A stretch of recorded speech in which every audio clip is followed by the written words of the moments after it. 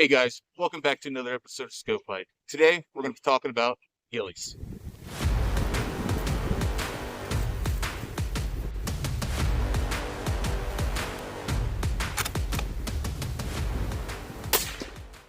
So this is an old ghillie of mine I've had for a number of years. I took one of my old army uniforms here and I cut it up, took the back part of the jacket and completely removed it, and I used that to make the hood.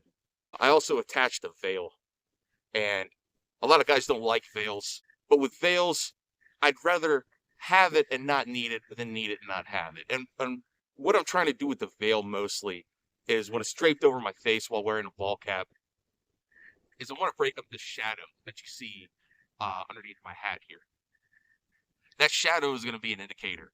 And of course, shadows exist in nature, but up high and a nice half moon shadow casting on someone's face from an observer is going to give your position away.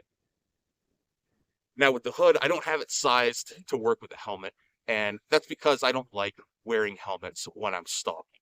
Anyone who's worn a helmet for an extended period of time knows that they suck, and I don't want to have anything else out in the field making me uncomfortable to take away from the essay that I'm pulling out in the field. So I have this size to wear a boonie underneath, or like I said, a baseball cap like I'm wearing there.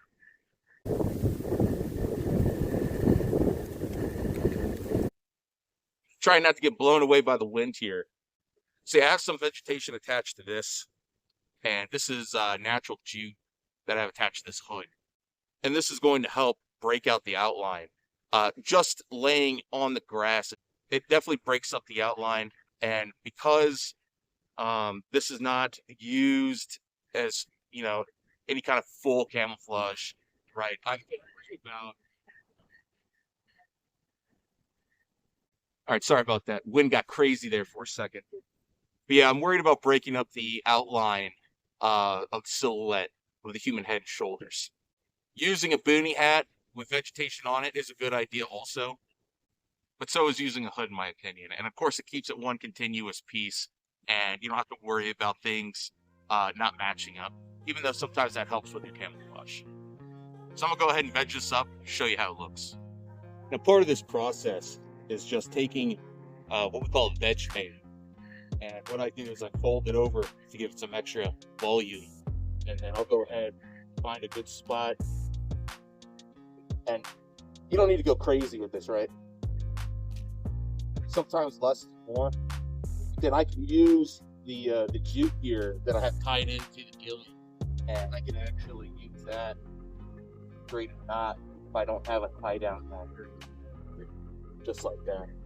But I do have these tie downs here, just to kind of keep this low pro. I have this is just a dummy cord that you can get from any hardware store. But yeah, I'm just gonna go ahead, fold it over, go ahead and stick that right into the suit. Just go ahead and tie a little square knot here. Not super tight. That's gonna go ahead and break up the outline and give you the camouflage needed while wearing the ghillie. All right, so now that we're completely vegged up, you're gonna be able to see the veil, and you can see how it definitely blocks a lot of the shadow casted in my face. Now I'm directly in the sun. Of course, you'd want to have the sun at your back. It's very important that you don't overdo it with the vegetation. And of course, painting your face, covering your hands, getting stuff out of the way is going to make your camouflage way better. So I didn't completely ghillie up the suit. There's a couple spots here that are completely naked, but that's okay. You can see as I'm contrasting with the stuff behind me, I blend in pretty well. I'm not gonna go and do one of those concealment videos where I go ahead and hide off the distance and you have to see me, right?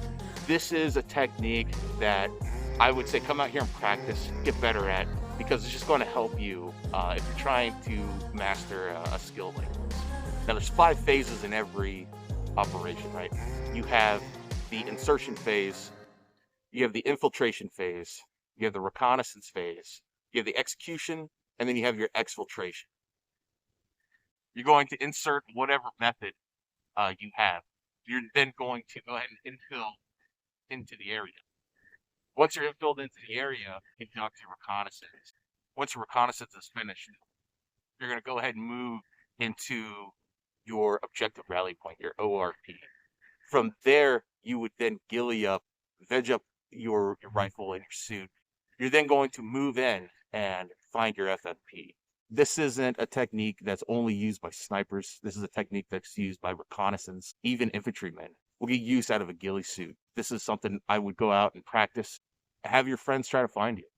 I'm going to go ahead and take a shot from a rifle and show you exactly how you can use the veil to drape over your scope.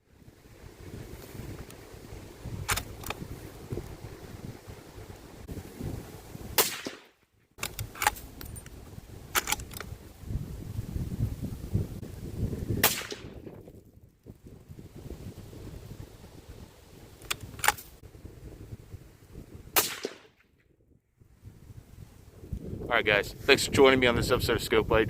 Hopefully you learned something. If you got tips or anything for me to try out, or you got a better way to do something, always hit me up in the comments. Always put it in the comments. Let's have a productive conversation.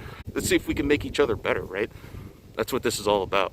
So, hope you enjoyed this. Hope you learned something. Hope you found this useful. I'm going to be touching more on this subject later on. I figured this would be a nice, fun episode for you guys, and hopefully get you interested in camouflage or concealment or whatever it is that you're working on. Like I said, this isn't just for snipers. This isn't just for reconnaissance guys. If you're an infantry guy or you are a civilian and you want to hunt predators or you want to be better at a craft of defending your country, this is a skill to practice. Now, I do have this this chest rig here, and there's going to be a video on this later on, but right now focusing on concealment, and yeah, see you guys on the next one.